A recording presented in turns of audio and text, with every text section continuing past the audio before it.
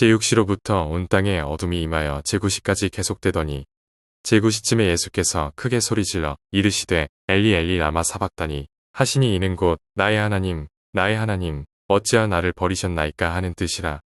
거기 섰던 자 중 어떤 이들이 듣고 이르되 이 사람이 엘리야를 부른다 하고 그 중에 한 사람이 곧 달려가서 해면을 가져다가 신 포도주에 적시어 갈 때에 꿰어 마시게 하거늘 그 남은 사람들이 이르되 가만두라 엘리야가 와서 그를 구원하나 보자 하더라. 예수께서 다시 크게 소리 지르시고 영혼이 떠나시니라. 아멘. 기독교의 대표적인 상징은 십자가입니다. 이것은 교회 안 다니는 사람들도 다 압니다. 그래서 십자가가 붙여진 건물을 보면 저거는 교회다 이렇게 사람들이 말하죠. 그러나 우리가 이 십자가를 제대로 알지 못하면 예수님에 대해서도 오해할 소지가 있습니다. 특히 오늘 본문은 오해할 소지가 있는 그런 부분이죠.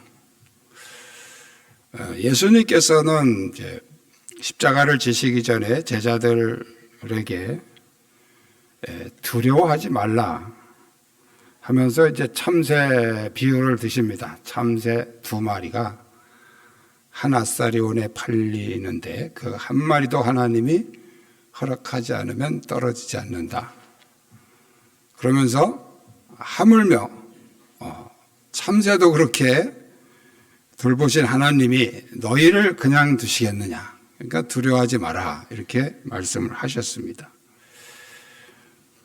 그렇게 당당하게 죽음을 두려워하지 말라고 가르치시던 주님이 오늘 보면 십자가 위에서 정말 초라한 모습으로 돌아가시는 걸 우리가 보게 됩니다. 그래서 우리가 그 이유를 주님이 왜 고통스러워 하셨는지 그 이유를 모르면 우리는 신앙에 혼란을 가져올 수도 있습니다. 그래서 오늘 본문을 통해서 예수님의 고통이 무엇이고 또 우리가 무엇을 힘들어 해야 되느냐. 우리 여러분들이 힘들어 하는 거 많이 있죠. 그리고 그 힘들어 하는 부분을 극복하려고 기도도 많이 하는데 정말 우리가 힘들어야 되는 부분이 무엇인가 오늘 깨닫는 시간 되시기를 축복합니다. 우리 한번 따라 하시겠습니다. 십자가의 고통은 하나님께 버림받은 고통입니다. 예수님이 십자가 지시기 전날 겟세마네 동산에서 피땀을 흘리시면서 이렇게 기도하십니다. 아버지여 이 잔을 내게서 할 수만 있으면 옮겨 주시옵소서. 예수님이 말씀하신 이 잔은 십자가를 말하는 거예요.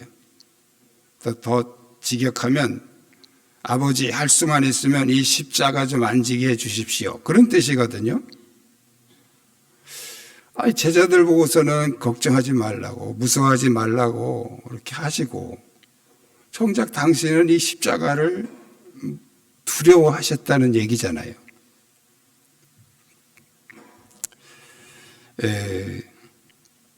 우리가 사도행전 7장에 보면 스데반이 그 순교하는 장면이 나옵니다.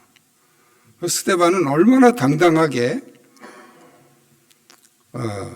아버지 저들의 죄를 용서하여 주옵소서. 그리고 아버지 내 영혼을 받으시옵소서. 정말 멋있게 순교를 했단 말이에요. 스데반도 그렇게 멋있게 순교를 했는데 예수님은 이 십자가 안 지게 해달라고 막 겟세마네 동산에서 그 피땀을 흘리면서 기도를 하셨단 말이죠. 이 두 모습을 대조해 보면 스데반이 예수님보다 훨씬 더 멋있단 말이에요. 왜 그랬을까요? 예수님의 죽음은 보통 사람의 죽음하고 다른 죽음이에요. 성도는 죽어도 예수 그리스도 안에서 죽기 때문에 요한계시록에 보면 주 안에서 죽는 자는 복이 있다라고 말씀을 하십니다. 주님이 함께 하시면 죽음을 두려워할 필요가 없어요. 스데반이 그렇게 당당하게 그렇게 멋있게 순교할 수 있었던 것은 스데반은 그 장면에도 나오지만 보좌 우편에 예수 그리스도가 서신 걸 봤어요. 다시 말씀드리면 주님이 지금 자기가 죽는 이 현장에 함께 하신다는 거예요. 이 확신이 있었기 때문에 두려워할 게 없는 거죠. 그래서 멋있게 순교를 했는데 예수님은 그렇지 않아요. 예수님이 십자가 위에서 제6시부터 제9시까지 3시간이죠. 45절에 나옵니다. 제6시로부터 온 땅에 어둠이 임하여 9시까지 계속되더니 오늘날 우리 시간대로 말하면 12시부터 오후 3시예요. 이 3시간 동안은 하나님이 철저하게 외면하시고 철저하게 버리신 거예요. 이 버림받는 고통, 예수님이 그걸 두려워하신 거지, 뭐 손에 못 박히고, 뭐 옆구리 장, 머리에 가시가 이런 육체적인 통증을 두려워하신 게 아니단 말이죠. 육체적인 통증을 두려워하셨다 그러면 그 예수님은 구세주 자격이 없는 거예요. 본인이 직접 말씀하셨잖아요. 육신은 죽이고 영혼을 멸하시는 하나님을 두려워해야지, 영혼은 못 죽이고 육체만 죽이는 그런 사람을 두려워하면 안 된다. 예수님이 말씀하셨잖아요. 그래서 예수님의 이 고통은 바로 아버지께로부터 버림받는 이 고통을 견딜 수가 없었던 거예요. 이 3시간 동안. 이 3시간을 우리가 영원에 비교하면 이 3시간은 한순간 너무 짧은 시간이죠. 그렇지만 이 시간을 객관적으로 하면 3시간이지만 이 3시간을 느끼는 사람들의 느낌은 다 다릅니다. 예를 들면 아이를 데리고 나갔다가 시장에서 아이를 잃어버렸어요. 그리고 그 엄마가 1시간을 그 아이를 찾아다닙니다. 그 1시간이 어느 정도 길까요? 어마어마하게 긴 거예요. 자, 반대로 내가 지금 정말 재밌는 일을 하고 있어요. 그렇다면 그 1시간은 어느 정도로 길까요? 너무너무 짧은 거죠. 여러분이 설교를 들으면서 지루하다 그러면 그 설교가 재미없는 거예요. 들어볼 것도 없고. 그런데 설교가 너무 짧다, 좀 아쉽다, 그런 분들은 이 설교가 아주 재밌는 거예요. 어떤 분이 저보고 그러더라고요. 목사님 좀 아쉬워요. 좀 더 해줬으면 좋겠어요. 내가 그게 좋은 거다, 지겹다 그러면 그건 끝난 거예요. 좀 아쉽다, 이게 제일 좋은 거예요. 똑같은 시간인데 상황이 어떠냐에 따라서 느끼는 시간의 길이는 전혀 다르다는 거예요. 그럼 예수님이 십자가 위에서 3시간, 우리가 생각할 때 3시간 그거 별거 아니네 이렇게 생각할 수 있지만 예수님은 어떻게 느끼셨을까요? 영원처럼 느끼신 거예요. 영원히 버림받은 것처럼 느끼신 거예요. 아버지를 떠나 하나님을 떠나 하나님께로부터 버림받은 그 시간은 3시간이 아니라 영원처럼 길게 느껴진 거죠. 예수님은 한순간도 하나님과 단절된 시간이 없었어요. 그 십자가 위에서 처음으로 3시간 동안 하나님께로부터 버림받은 것입니다. 그래서 예수님은 그것 때문에 괴로워하신 것이죠. 여러분, 사람은 육체적인 고통이나 손해가 날 때 분노하고 괴로워합니다. 보통 가까운 친구 관계에서 돈 빌리고 떼먹고 도망가면 그 관계 끊어진 것 때문에 막 그렇게 하는 사람은 별로 없어요. 되게 그 돈 떼먹은 것 때문에 막 분노하죠.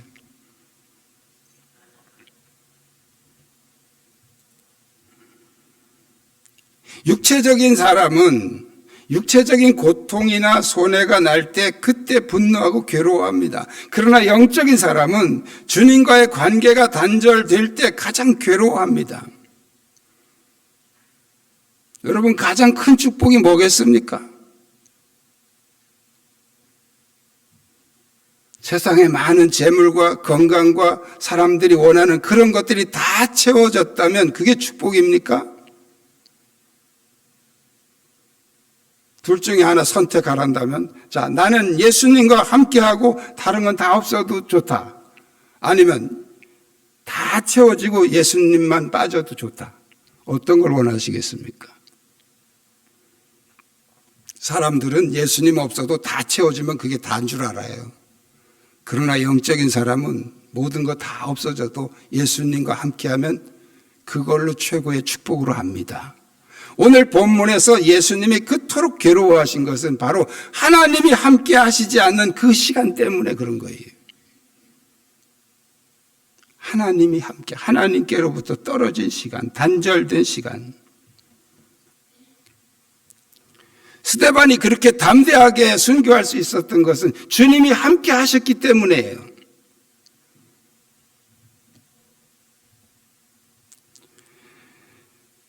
주님과 영원히 함께 하시기를 축복합니다. 그게 우리에게 가장 큰 축복이에요. 그 다음에 뭐 재물, 뭐 건강 이런 것들, 그 다음에 두 번째 얘기죠. 그게 첫 번째가 되면 안 되는 거예요. 따라 하시겠습니다. 가장 큰 저주는 하나님께 버림받는 것입니다. 6시부터 9시까지 3시간 동안 온 세상이 캄캄해졌어요. 이건 뭘 말하는 거예요? 하나님의 영광이 떠났다는 거예요. 하나님께서 철저하게 외면하셨다는 거예요. 예수님과 함께 이 세상을 하나님이 다 버리셨다는 거예요.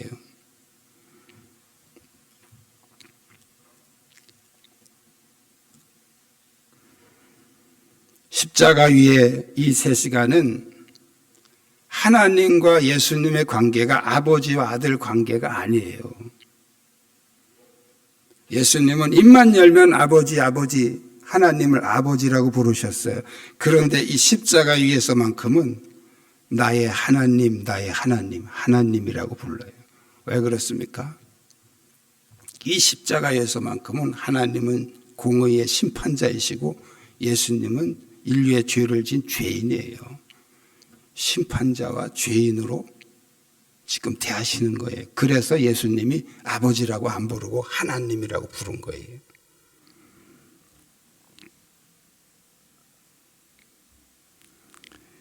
주님은 우리가 하나님께로부터 외면당해야 될 그 모든 외면을 주님이 대신 당하신 것입니다. 우리가 버림받은 그 저주를 예수님이 대신 버림받으신 거예요.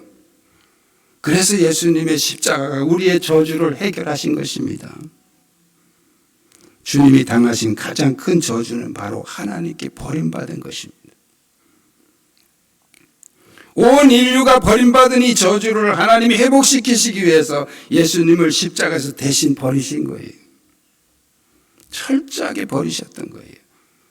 그것을 예수님은 고통스러워하신 것이죠. 그런데 사람들은 이 주님의 고통을 이해하지 못합니다. 오늘 본문에 보면 사오정 대화가 나오죠. 엉뚱한 소리 하는 거예요. 엘리 엘리 라마 사박다니, 이건 방언이에요, 방언. 그 사람들이 뭐라 그래요? 엘리야를 부른다. 49절에 그 남은 사람들이 이르되 가만두라, 엘리야가 와서 그를 구원하나 보자. 엉뚱한 대답하는 거 보고 우리가 사오정 대화라고 그러죠. 지금 이 사오정 대화하고 있는 거예요. 예수님의 그런 못 알아들으니까 엘리야를 부른다. 엘리야가 와서 구원하나 어디 두고 보자.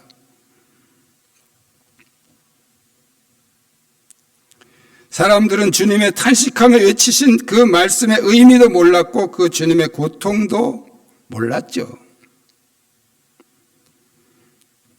오늘날도 육적인 사람은 주님의 고통을 모릅니다. 또 우리가 뭘 괴로워해야 되는지도 모릅니다. 그래서 육신의 것을 가지고 우리는 괴로워합니다. 작은 자존심 때문에 우리는 분노하고 소리를 지릅니다. 정말 우리가 괴로워야 하는 문제는 바로 주님과 멀어질 때, 하나님께로부터 단절될 때, 그때 우리는 괴로워해야 됩니다. 그리고 몸부림치면서 회복하려고 노력을 해야 됩니다. 우리는 십자가에서 주님이 고통스러워하신 그 의미를 바로 아셔야 됩니다. 바로 그것은 우리가 신앙생활하면서 무엇을 가장 중요하게 생각해야 되느냐 하는 문제를 우리에게 말씀해 주신 것입니다. 사람들은 주님과의 관계보다도 주님께로부터 오는 어떤 축복과 나의 이익되는 것들에 너무 관심이 많아요.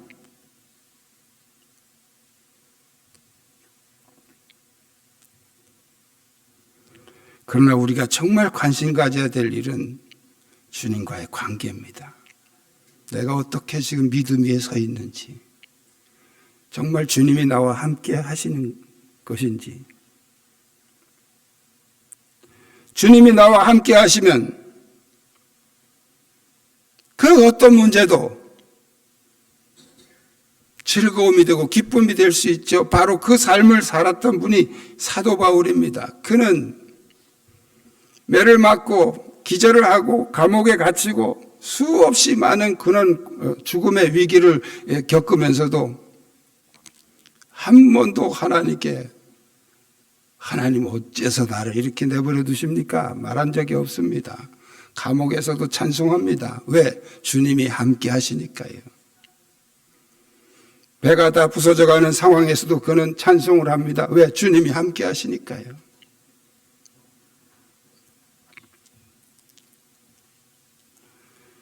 여러분이 이 주님과 함께하는 축복이 함께하면 상황은 아무 문제가 되지 않습니다.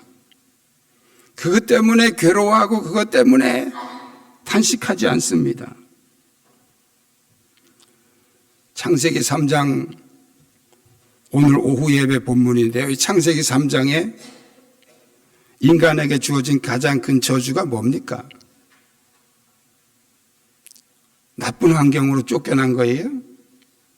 너무너무 좋은 그 에덴 동산에 있다가 그냥 막 고생해야 뭐 밥을 먹을 수 있고 뭐 이런 나쁜 환경으로 쫓겨난 게 저주입니까? 에덴의 저주는요, 하나님과 단절된 거예요. 하나님께로부터 쫓겨난 거예요. 그게 인간의 저주예요. 그 하나님께로부터 버림받은 그 저주, 에덴에서 받은 그 저주를 회복하시기 위해서 예수님이 오셔서 대신 버림받으신 거예요. 그래서 그 저주를 회복하는 길은 바로 우리가 예수님과 함께 하는 것입니다.